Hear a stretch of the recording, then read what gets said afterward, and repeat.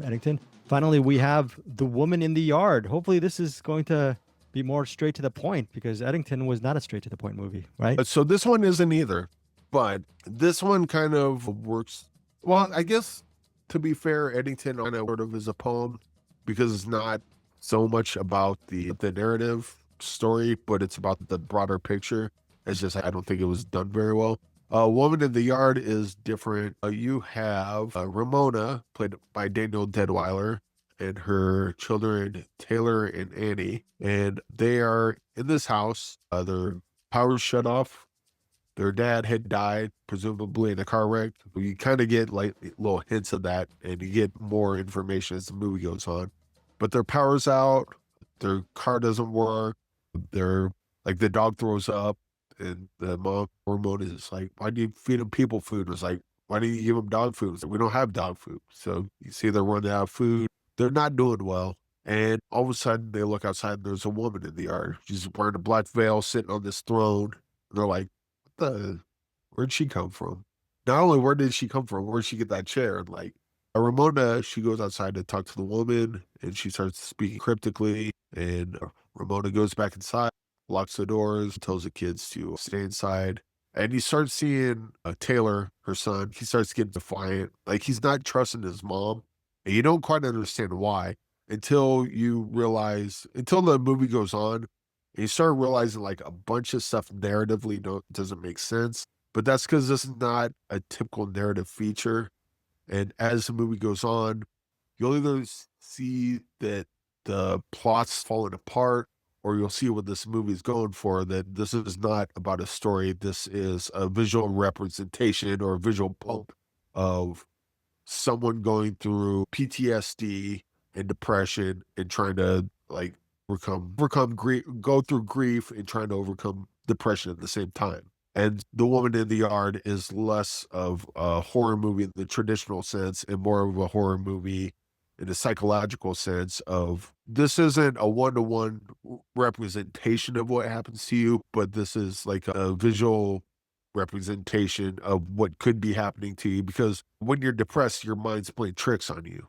Your mind's trying to tell you you're less than what you're worth. Your mind's trying to give you every reason to end your life when that's just patently false. As this movie kind of plays with that.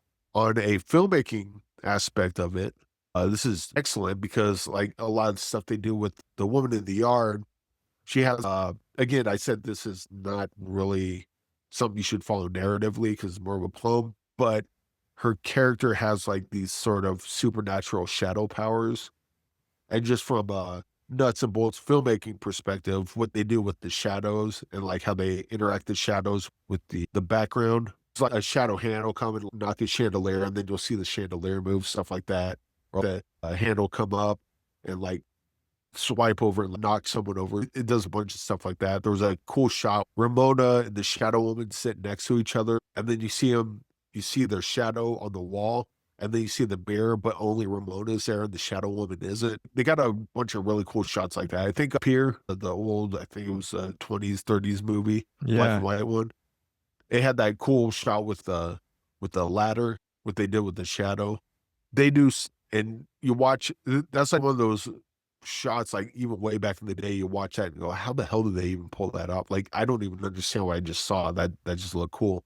Woman in the Yard has like a bunch of shots like that. Now, granted, Woman in the Yard probably used CGI in some of that, but it looks like some of it they use practical. It's hard to tell. The special effects in this are really top notch because it's hard to tell whether they use practical or CGI. And if you can be as invisible as that, that's pretty good as far as I'm concerned.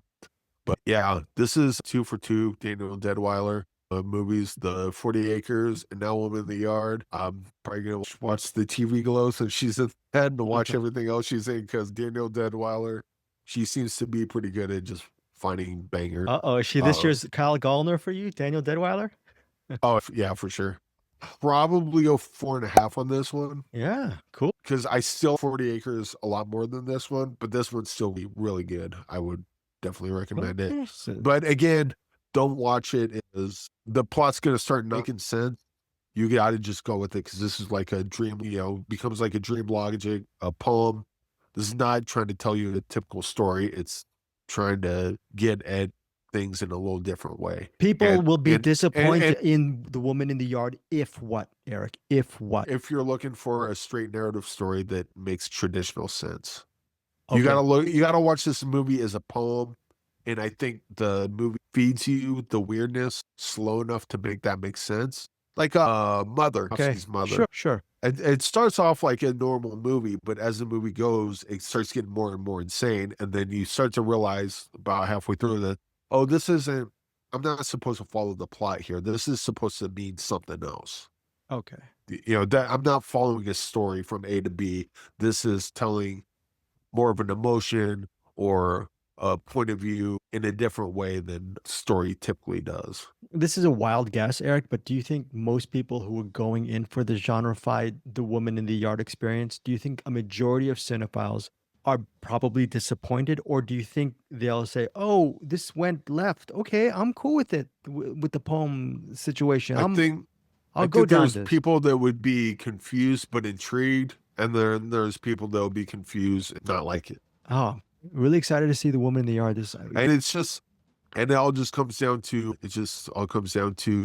like how, whether or not you can pull it off, but it also comes down to whether or not the person watching it is into that or it can follow that. Hey guys, thanks so much for watching this video. For more movie and television reviews and interviews, please subscribe to my Deepest Dream channel. Like, comment, share, subscribe. And as always, thanks so much for your support. Take care.